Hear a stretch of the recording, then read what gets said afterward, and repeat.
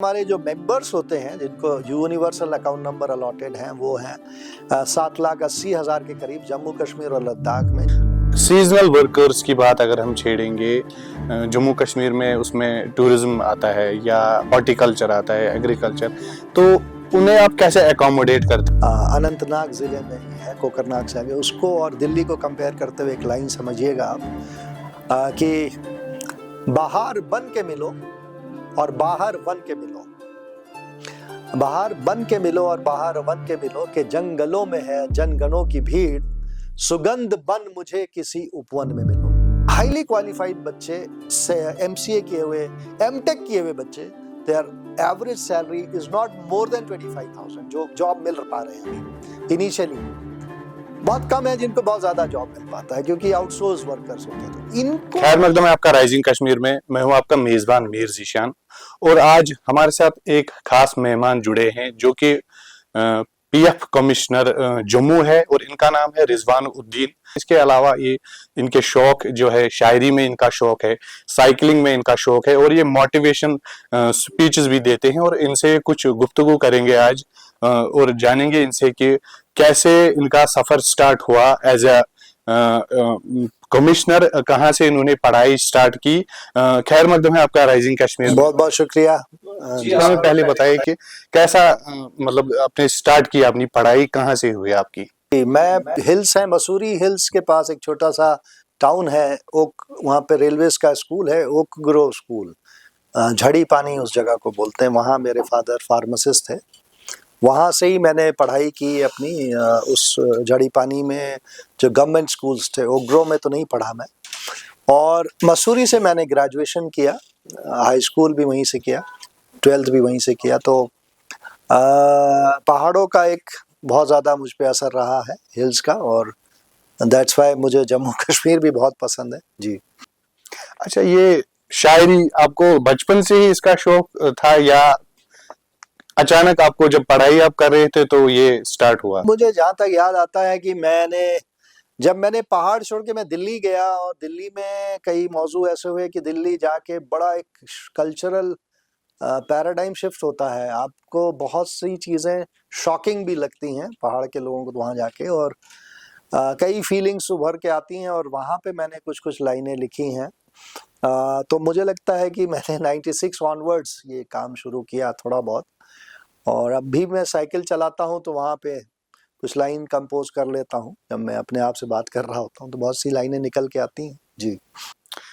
कुछ आप हमें सुनाइए जो आपकी शायरी है हमारे व्यूअर्स के लिए। दिल्ली में कंक्रीट के जंगल बहुत हैं, लोगों की भीड़ है, आदमी को पहचानने वाले लोग कम हैं क्योंकि लोग अपने जद्दोजहद में ही बहुत ज्यादा मशगूल हैं। तो उस पे एक लाइन मैंने लिखी थी बहुत पहले, मुझे याद है कि आपका जैसे दक्सुम एक एरिया मान लीजिए जो बहुत खूबसूरत जगह है, अगर रहने को मिले तो मैं रहना चाहूँगा वहाँ। अनंतनाग ज़िले में ये है, कोकरनाग से आगे, उसको और दिल्ली को कंपेयर करते हुए एक लाइन समझिएगा आप कि बाहर बन के मिलो और बाहर वन के मिलो, बाहर बन के मिलो और बाहर वन के मिलो के जंगलों में है जनगणों की भीड़, सुगंध बन मुझे किसी उपवन में मिलो। ये हिंदी में है लाइन जी। तो शायद समझे होंगे, फ्लोरा एंड फौना जो है जी। अच्छा, बात हम करेंगे ईपीएफओ की। अभी जम्मू एंड कश्मीर में कितने एम्प्लॉयज इसके अंडर कवर्ड हैं? हमारे जो मेंबर्स होते हैं जिनको यूनिवर्सल अकाउंट नंबर अलॉटेड हैं वो हैं 7,80,000 के करीब जम्मू कश्मीर और लद्दाख में, जिसमें मेजॉरिटी जो है लगभग 6 लाख मेंबर्स जो हैं वो जम्मू ही डिवीजन में, जम्मू के 10 जिलों में हमारे यहाँ कवर्ड हैं। जहाँ कि मैंने काफ़ी, हम लोगों ने कोशिश की, हमारी टीम्स ने, कि कंसिस्टेंटली मेंबरशिप बढ़ाने का काम किया गया है through communication and call centre concept जी। अवेयरनेस कैसे देते हैं? फॉर एग्जांपल जो प्राइवेट सेक्टर्स हैं, इनफॉर्मल सेक्टर्स हैं, उन एम्प्लॉयज को आप कैसे अवेयर करते हैं? तो चैनल के माध्यम से जैसे आज बातचीत हो रही है, लगातार हमारे हेडक्वार्टर्स का रहता है, हमारे हेडक्वार्टर से वेबिनार्स होते हैं और टॉक्स होते रहते हैं, यूट्यूब पे टॉक्स हैं।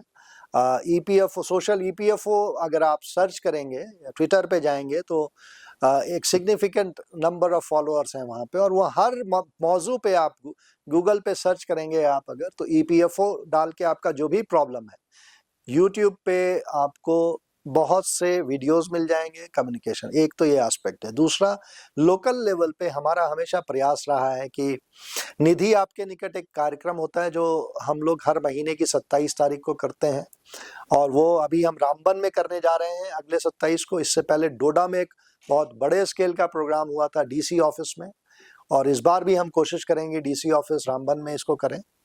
तो एक ये पहलू है। और तीसरा, हमारा मीडिया ने हमें बहुत सपोर्ट किया यहाँ पे, चाहे वो प्रिंट मीडिया हो, चाहे सोशल मीडिया हो, चाहे चैनल्स हो, बहुत से दूरदर्शन ने, रेडियो ने, तो इन सब माध्यमों से हम इसको पब्लिसिटी करते हैं जी। सीजनल वर्कर्स की बात अगर हम छेड़ेंगे, जम्मू कश्मीर में उसमें टूरिज्म आता है या हॉर्टिकल्चर आता है, एग्रीकल्चर, तो उन्हें आप कैसे अकोमोडेट करते हैं थ्रू नहीं, इसकी? उसमें देखिए हमारा जो सिस्टम है बहुत रोबस्ट सिस्टम है।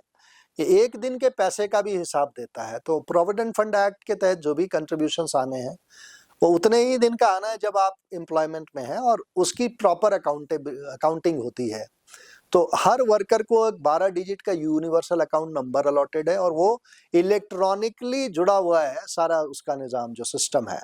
तो आपने जो भी पैसा जमा किया, जितने दिन वर्कर ने काम किया, उसको वो कंट्रीब्यूशन आएगा। अदरवाइज नॉन कंट्रीब्यूटरी पीरियड को वो एनसीपी डेज में ट्रीट हो जाता है।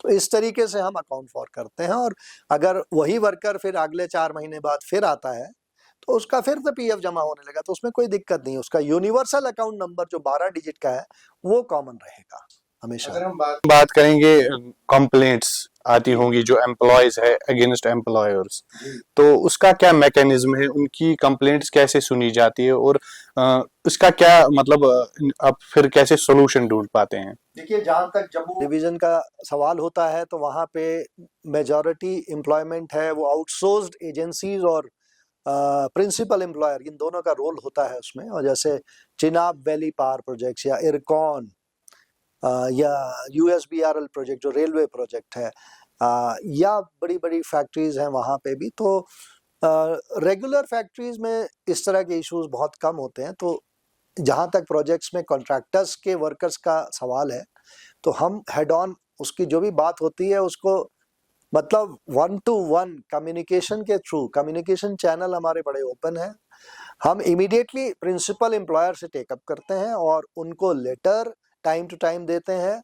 और अभी मेरे पास शिकायत है, जैसे लोकल अर्बन बॉडीज में एक यूनिक सैनिटेशन नाम की कंपनी है जो कि लगी हुई है डोडा में, भदरवा में और थाटरी में, इन सब जगहों पे। तो हमने कल ही एक लेटर जिसकी कॉपी चीफ सेक्रेटरी साहब को भी गई है और कमिश्नर सेक्रेटरी को डायरेक्टली हमने उनको कम्युनिकेट किया है कि इसमें सख्त कदम उठाए जाएं ऐसे लोगों के अगेंस्ट में।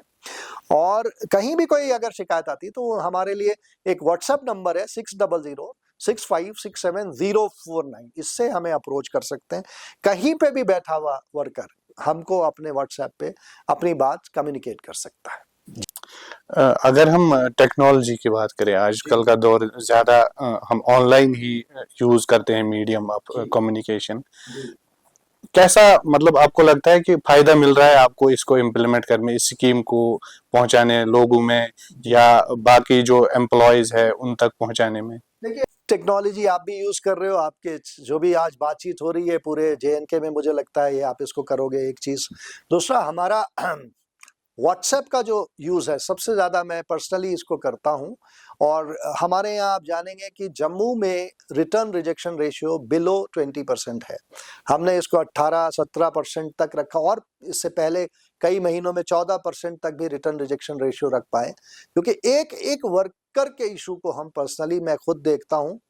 और जब भी कोई इशू आता है, जैसे एम्प्लॉयर के सिग्नेचर का इशू आ जाता है, कई बार अक्सर क्लेम लौट रहे होते हैं, तो वो हमारी टीम, एक डेडिकेटेड टीम है जिसमें 3 लोग लगे हैं, लैपटॉप भी उनके पास है, और फोन पे उनको हेल्प लेते हैं। और एम्प्लॉयर से कोई भी सिग्नेचर अवेटेड है वो मंगाते हैं। छोटे छोटे कागजों की कमी होती है, छोटी छोटी कमियां, कोई क्लैरिफिकेशन लेना, वो सब हम व्हाट्सएप का यूज करते हैं। मैक्सिमम मेल का तो यूज होता ही है। जो हमारा डेडिकेटेड व्हाट्सएप नंबर है मैं वो बताना चाहूंगा फिर से, 6006567049। इस पे हम बहुत लोगों की मदद हुई है। और यहाँ पे रिमोट एरिया, चाहे मेंढर हो, चाहे किश्तवाड़ हो, या बहुत बहुत दूर दूर तक के लोग, और कश्मीर वैली तक भी, जब वहाँ पे जम्मू कश्मीर का काम साथ में ही होता था, अब तो श्रीनगर से ऑफिस ऑपरेट होता है एक हमारा, तो टेक्नोलॉजी ने बहुत हेल्प किया है और हमारा सारा सिस्टम ऑनलाइन है। तो हर वर्कर सिर्फ अपना यूनिवर्सल अकाउंट नंबर एक्टिवेट करा ले, उसके बाद केवाईसी कंप्लीट कर ले, तो उसको सारी फैसिलिटी ऑनलाइन फोरम के थ्रू अपने आप सारे क्लेम वो कर सकता है, ट्रांसफर का क्लेम कर सकता है, नॉमिनेशन कर सकता है, जितने भी काम होने हैं वर्कर अपने लेवल पे कर सकता है। जो पीएफओ की स्कीम है, क्या इसमें कुछ नया आ रहा है या अभी कुछ नया है जो कि जेएंडके के एम्प्लॉयज है? बिल्कुल एक नई स्कीम लाइकलीहुड है कि जल्दी शुरू हो, जिसको कहते हैं एम्प्लॉयमेंट लिंक्ड इंसेंटिव स्कीम। इसके तहत एम्प्लॉयज को भी एक 15,000 रुपए तक का बेनिफिट है, 3 किस्तों में मिलेगा अगर वो न्यूली अपॉइंटेड एम्प्लॉई हैं, और एम्प्लॉयर्स को भी बेनिफिट मिलेगा अगर वो नए एम्प्लॉयज जोड़ते हैं अपने साथ, तो उनको वेरियस स्टेजेस में पैसा दिया जाएगा, उनको एम्प्लॉय शेयर भी और एम्प्लॉयर शेयर भी गवर्नमेंट ऑफ इंडिया से फंड किया जाएगा। लेकिन उसकी प्री कंडीशन है कि यूनिवर्सल अकाउंट नंबर को आप अपने एक्टिवेट करा लें, और इसके लिए हमने कैंप भी लगाए हैं, हमारी टीम्स लगातार फैसिलिटेट भी कर रही हैं, एम्प्लॉयर से भी कम्युनिकेशन हो रहा है। तो ये एक तरीके से मिशन मोड पे काम हो रहा है जम्मू कश्मीर और लद्दाख के ऑफिसेज में, और बहुत जगह लोगों को फोन आएंगे, तो काइंडली रिमेंबर कि अगर आपको फोन आता है पीएफ ऑफिस से, तो इसमें कोऑपरेट करें। और यूएन एक्टिवेट करने का मैं तरीका बता दूंगा कि आप ईपीएफओ को सर्च करें गूगल पे, और आपको लेफ्ट हैंड साइड पे सेकंड टैब मिलेगा फॉर एम्प्लॉयज, वहाँ पे क्लिक करेंगे, उसके बाद यूएन ओटीपी सर्विसेज करके ओटीसीपी ऐसे करके लिख के आएगा, वहाँ पे आप अगर क्लिक करेंगे तो राइट हैंड साइड पे जाके आप एक्टिवेट यूएन का आपको टैब मिल जाएगा, और आप अपना नाम, आधार नंबर, यूनिवर्सल अकाउंट नंबर, सबसे पहले यूनिवर्सल अकाउंट नंबर, फिर आधार नंबर, फिर मेंबर का नाम, डेट ऑफ बर्थ और मोबाइल नंबर डाल के आप यूएन एक्टिवेट कर सकते हैं। तो kindly activate your UAN as early as possible. अच्छा, साइकिलिंग आपका शौक रहा है, कब टाइम मिलता है आपको, फुर्सत कब मिलती है? ये है कि मैं घर से अपने ऑफिस और ऑफिस से घर साइकिल से ही जाता हूँ, बाकी तो अभी ज़्यादा साइकिलिंग का टाइम नहीं मिलता है, क्योंकि मैं 9:30 बजे तक मुझे बैठना पड़ता है इस universal account number activation camp की वजह से। और भी चीज़ें, लोगों की ग्रीवेंसेस होती हैं, उसको भी मैं पर्सनली लेट आवर्स में देखता हूँ। तो ये वर्क टू ऑफिस वाला जो है, ये राइड करता हूँ। जब भी बाहर कहीं जाने का मौका मिलता है तो मैं साइकिल से ही जाता हूँ, मतलब 25-30 किलोमीटर का distance is not a big deal, तो ये आराम से किया जा सकता है। अब डेली बेसिस पे 30 किलोमीटर अभी तो मेरा बहुत कम है, पहले मैं दिल्ली में 44 किलोमीटर पर डे चलाता था, क्योंकि यहाँ पे ऑफिस नजदीक है जम्मू में, तो ऐसा नहीं, but I can ride even, मैंने 600 किलोमीटर की राइड भी की है, और एक इवेंट में, और 300 भी, 400 भी और 200 किलोमीटर के भी राइड्स कंप्लीट की हैं। तो इससे आपका जो फिजिकल स्ट्रेंथ है वो भी मेंटेन रहता है। आपको, मुझे लगता है कि हिल्स में तो यहाँ श्रीनगर में लोगों को साइकिलिंग प्रमोट करना चाहिए, और जम्मू में भी लोगों को चाहिए कि अपना पहाड़ों की ब्यूटी को बचा के रखें। जी। साइकिलिंग के अलावा आपका शौक, जो हमने पता किया है कि आप जो है मोटिवेशनल स्पीचेस देते हैं, इस हवाले से बताइए कि ये कैसे आपको जहन में आया कि ये चीज भी जरूरी है आजकल के दौर में? आप, सबसे बड़ी बात है कि ये जो टाइम है बहुत ही चैलेंजिंग और टेस्टिंग टाइम है, और हमारे ऑफिस में ही मेरे पास जो डाटा एंट्री ऑपरेटर आए थे, जब भी हमें, एक तो हमें क्वालिफाइड लोग तो मिलते हैं, लेकिन अप्रोप्रिएट टू अ जॉब जो उनकी एम्प्लॉयबिलिटी होती वो नहीं होती है, और बहुत रॉ टाइप के एम्प्लॉयज़ आते हैं, उनकी अनट्रेन्ड एम्प्लॉयज़ होते हैं, और उनका एटीट्यूडनल डेवलपमेंट, कम्युनिकेशन स्किल और पर्सनालिटी डेवलपमेंट और वर्किंग फॉर अ कॉज, ये बहुत ज़रूरी है, क्योंकि ये जो ईपीएफओ की सर्विसेज हैं, ये सर्विस ओरिएंटेड ऑर्गेनाइजेशन है। अगर हमारे साथ टीम मेंबर्स जो काम कर रहे हैं, सपोर्ट स्टाफ, वो सेंसिटाइज नहीं होंगे तो काम नहीं होगा। और सोसाइटी में जिस तरह से एक्सपेक्टेशंस हैं, गवर्नमेंट का जो इनिशिएटिव है, गवर्नमेंट की बहुत अच्छी अच्छी स्कीम्स हैं, ईपीएफओ की स्कीम्स बहुत बेनेवोलेंट हैं, लेकिन उनका बेनिफिट तभी वर्कर को मिल पाएगा जब उनकी ग्रीवेंसेस कम से कम हो। तो उसमें टाइमली सर्विस डिलीवरी देना, as per expectation, beyond expectation service देना, ये हमने अपनी टीम को सिखाया। और मेरे यहाँ 2 से 3 data entry, 3-4 data entry operator ऐसे रहे। अभी एक लड़की उन्होंने छोड़ दिया है, पल्लवी जी उनका नाम था। वो लोग बहुत ही इनिशियल स्टेज पे आए थे और उनका मतलब लेवल जो ज्वाइनिंग के टाइम था, आज जब वो छोड़ेंगे या आगे बढ़ेंगे तो बहुत चेंज होके मतलब उनमें बहुत चेंजेस आ गए। They have become highly responsible, highly dedicated. वो एक भी मिनट वेस्ट नहीं करते हैं अपना, लगातार कंसिस्टेंटली हेल्प करते हैं लोगों को। तो ये जो अप्रोच है, ये हर जगह जरूरत है। तो यूथ को एक पर्सपेक्टिव मिले, क्योंकि हम भी इसी देश में पढ़े हैं। तो बच्चों को लक्ष्य निर्धारण, इस पे मैं बात करता हूँ। टीम बिल्डिंग कैसे हो, उस पे मैं बात करने की कोशिश करता हूँ। क्योंकि कंट्री को वर्ल्ड ओवर, आप एआई के जमाने में जहाँ चाइना और अमेरिका, यूएस बहुत आगे चल रहे हैं, हमारे देश को आगे बढ़ना है। तो हमें कंस्ट्रक्टिव डेवलपमेंट के लिए यूथ का बहुत बड़ा रोल है, क्योंकि उसको मोबाइल और मोटरसाइकिल या 2 चीजों से दूर करके बाइसिकल पे वो लोग आए, और they should have creative thinking for national building and self development. तो वो मैं कहीं ना कहीं जो भी मैंने सीखा साइकिलिंग के दौरान और स्ट्रगल्स के दौरान, फेलियर्स के दौरान, सक्सेसेस के दौरान, जो भी मेरे अनुभव है, I try to pass it on to youth. और कई बार आईएम में भी हेल्प किया है मैंने, कभी कभी जब भी मौका मिलता है, कि नॉर्मली तो हम बहुत ज्यादा बिजी रहते हैं, लेकिन जब भी मौका मिलता है I try to help students. Post covid globally जो है एम्प्लॉयमेंट रेशियो कम हो चुका है, उस पे हमारे मुल्क पे भी असर पड़ा है। तो मोटिवेशन, आप एम्प्लॉयबिलिटी पे कैसे उनको मोटिवेट करते हैं? 2 इंपॉर्टेंट एस्पेक्ट हैं, हेल्थ एंड एनवायरनमेंट। मैं सबसे पहले जो 3 चीजें मैं बच्चों को पूछता हूँ कि आपको क्या 3 चीजें इंपॉर्टेंट है, what you want from life. One is your health, सबसे इंपॉर्टेंट हेल्थ है, कि अगर फिट होगे तो कहीं भी सरवाइव कर जाओगे, एक चीज। लेकिन उससे ज्यादा इंपॉर्टेंट है कि आपको चाहिए क्या। आज जो जम्मू के अंदर में मैंने देखा, अनुभव किया, और जम्मू कश्मीर दोनों, एम्प्लॉयमेंट सिनेरियो बहुत ज्यादा पॉजिटिव नहीं कहूंगा, क्योंकि हाईली क्वालिफाइड बच्चे, एमसीए किए हुए, एमटेक किए हुए बच्चे, there average salary is not more than 25,000 जो जॉब मिल पा रहे हैं अभी इनिशियली। बहुत कम है जिनको बहुत ज्यादा जॉब मिल पाता है, क्योंकि आउटसोर्स वर्कर्स होते हैं। तो इनको अगर एम्प्लॉयबिलिटी बढ़ाना है तो उनको अपनी हेल्थ पे काम करना चाहिए, और they should enjoy there present job. मेरी अपनी बेटी जो है वो बाहर है और उसको काम करना पड़ रहा है, और मैंने उसको बोला कि जो भी काम आप कर रहे हो उसमें डेडिकेटेड होके काम करो। पहला जॉब हर वर्कर, हर एम्प्लॉय को इस तरीके से करना चाहिए कि वहां का एम्प्लॉयर, उसको कोई शिकायत ना हो।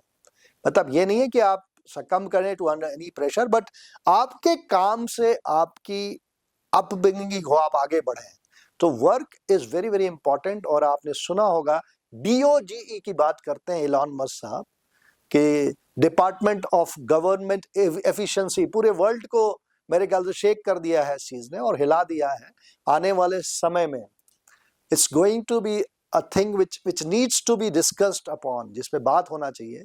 एफिशिएंसी बहुत इंपॉर्टेंट है। वो कैसे बढ़ेगी? आपकी कम्युनिकेशन स्किल, आपका डेडिकेशन, आपकी loyalty towards the work, towards the cause, आप कैसे लॉयल एम्प्लॉय बन सकते हो, क्योंकि आपके इंस्टीट्यूशन को आपका सपोर्ट, आपका डेडिकेशन और आपकी हेल्प चाहिए, ना कि नेगेटिव माइंडसेट के साथ कि आप अपने एस्टैब्लिशमेंट को नीचे गिराने का काम करो। तो ऐसे लोगों की जरूरत होगी, और वो पॉजिटिव माइंडसेट से आएगा। तो that's why you need motivation. आपको क्या लगता है, वुमेन जब अपनी पढ़ाई खत्म करती है तो उन्हें जॉब अपॉर्चुनिटीज क्या क्या फेस करना पड़ता है उनको, जब मार्केट में जब वो आती है? मेरा एक स्टेटमेंट शायद आप ध्यान से सुनिएगा, जो मैं बोलना चाह रहा हूँ, अपनी बात कहूँ। इस वक्त मेरा जो मानना है, जो मैंने देखा है, जो लड़कियों में स्पार्क देखा है बहुत तेजी से, यहाँ तो कल्चर दूसरा है, लेकिन मैंने जम्मू के अंदर ये फील किया है कि मेरे यहाँ मेजॉरिटी में गर्ल्स ने, they are going to rule. आने वाले टाइम में लड़कियों को कोई रोक नहीं पाएगा। हिंदुस्तान की लड़कियां पूरी दुनिया में अपना परचम फैलाएंगी, जो मुझे लग रहा है। और जिस तरीके से उन्होंने अपने मुकाम की तरफ वो बढ़ने की कोशिश कर रही हैं लड़कियां। और सोसाइटी में ऐसा नहीं, देयर आर वेरी डेडिकेट, मतलब गवर्नमेंट ने बहुत से इनिशिएटिव लिए हैं, बहुत से समाज के अंदर में प्रोविजंस हैं। और कहीं वर्कफोर्स में मुझे नहीं लगता कि हमारे यहाँ तो, मेरे ख्याल से आप इनफॉर्मली कभी चेक करें, हमारे यहाँ जो खासकर आउटसोर्स वर्कर्स हैं, जो लड़कियां हैं, उनका बहुत जबरदस्त रोल है, कंट्रीब्यूशन है, और बहुत उनका ग्रोथ भी हुआ है वहाँ पे, बहुत अच्छे से काम कर पा रही हैं। They are contributing and they must be feeling proud of being associated with an organization like EPFO, जहां उन्होंने बहुत मदद की है लोगों की। And I would suggest them to move further, और आगे बढ़ें। और लड़कियां, उनको प्रॉब्लम नहीं है, they should start working. Kashmir में बड़ा पोटेंशियल है, जम्मू में बहुत पोटेंशियल है, and they should work little hard, क्योंकि मेहनत और डेडिकेशन के बिना आपको पीस रेट बेसिस के हिसाब से काम करना आना चाहिए, क्योंकि आने वाला time productivity, efficiency, dedication, devotion and collaboration का है। आने वाले वक्त में नेगेटिव माइंडसेट के लोगों का कोई स्कोप नहीं है। They have to work little hard. जी, हमने देखा है कि ज्यादातर जम्मू कश्मीर में जो यूथ है वो ज्यादा कोशिश कर रहे हैं कि गवर्नमेंट जॉब्स में ही जाए, तो आपकी क्या मैसेज रहेगी उनके? मैसेज है कि आपको चाहिए क्या, मेरा सवाल था। हैप्पीनेस और एक्साइटमेंट दो ऐसी चीज है, वो आपको, अगर मुझे आज डकसुम में आप रोक दो कि आपको डकसुम जैसी जगह में हम जॉब दे देंगे, चाहे वो किसी तरीके का भी काम हो सकता है, लाइफ में पैसा जरूर मिल जाएगा गवर्नमेंट, और गवर्नमेंट जॉब्स है नहीं उतने। पैसे से मत आप रिलेट करिए, लेकिन आप इनिशियली स्टार्ट करिए, डूबिए किसी चीज में, इतनी गहराई तक डूबिए कि धीरे धीरे धीरे धीरे आप आगे बढ़े। आपकी ग्रोथ एक दिन में नहीं होने वाली है। Try to find a job जिसमें आपको बहुत मजा आता है, उसको आप प्रोफेशन बनाइए। एक लड़की ने कश्मीर की, मैंने सोशल मीडिया पे 1 घंटे में 250 नाव बना दी पेपर मैशी से। आप ये इस तरह के बच्चे, मैं चाय बनवाना सिखा दूंगा कि चाय से आप बहुत कुछ कर सकते हो। आई प्रिपेयर फिरनी, बहुत सी ऐसी डिशेज, बहुत से ऐसे कारोबार, ऐसे काम है जो यूथ को करना चाहिए। क्योंकि मैंने देखा किश्तवाड़ में एक लड़का काम कर रहा है, हाईली क्वालिफाइड, और मैंने उसको शाबाशी दी। मैंने कहा भाई, आपने कोई गलत रास्ता नहीं अपनाया, आप मेहनत कर रहे हो, कीप वर्किंग, रिस्पेक्ट। हमें as a society we should respect any job, any profession. किसी की तनख्वाह से उसका व्यक्तित्व आप नहीं आकलन करना चाहिए, रादर उसके एटीट्यूड, उसके, क्योंकि जॉब्स गवर्नमेंट में रहेंगे नहीं। एटीट्यूड बहुत जरूरी है। हमें हर व्यक्ति के, हर जॉब को, जो लोग कुर्सी पे बैठे हैं या जो समाज में सो कॉल्ड सोसाइटी है, उसको देखना होगा कि हर काम की डिग्निटी को हमें एनकरेज करना पड़ेगा। और जब लोग मेहनत करेंगे तो धीरे धीरे धीरे आपका टैलेंट अपने आप आगे बढ़ेगा, और आप किसी भी फील्ड में एक्सेल कर पाओगे, मास्टरी कर पाओगे। लेकिन आपका शॉर्टकट का कोई रास्ता नहीं है। आपको टाइम तो देना पड़ेगा उस प्रोफेशन को, उसको डेडिकेटेडली करना होगा, और उसमें रिपीटेड स्किल्स में मास्टरी करिए, तो आप एक दिन मास्टर बनेंगे, तो आपकी वैल्यू बढ़ेगी। चाहे वो फोटोग्राफी ही क्यों ना हो, चाहे वो चाय बनाने का काम क्यों ना हो, चाहे आप शेफ बन जाओ, चाहे आप पेपर मैशी से नाव बना रहे हो। और यहाँ तो बहुत बड़ा बड़ा काम मैं देखता हूँ। जम्मू कश्मीर में इनोवेशन की कमी नहीं है। आई रेड एन आर्टिकल कि यहाँ के लोग बड़े इनोवेटिव हैं और बहुत कुछ किया है। आप इंडियन एक्सप्रेस में बहुत अच्छा आर्टिकल अभी निकला था पिछले 1-2 महीने के अंदर, मैंने देखा, जो बहुत अच्छा इनोवेशन हो रहा है यहाँ पे। जी, ये थे हमारे साथ रिजवानुद्दीन साहब, जिन्होंने अपने खूबसूरत अल्फाजों में हमें समझाया कि कितना इम्पोर्टेंट है एक इंसान के लिए, किसी भी फील्ड में अगर वो मेहनत करेगा तो आगे जाके एक्सेल उसी फील्ड में करेगा और अपना नाम कमाएगा और अपना रोजी रोटी भी कमाएगा। तो रिजवानुद्दीन साहब, बहुत शुक्रिया, आपने अपना कीमती वक्त हमारे साथ दिया। बहुत बहुत शुक्रिया जी।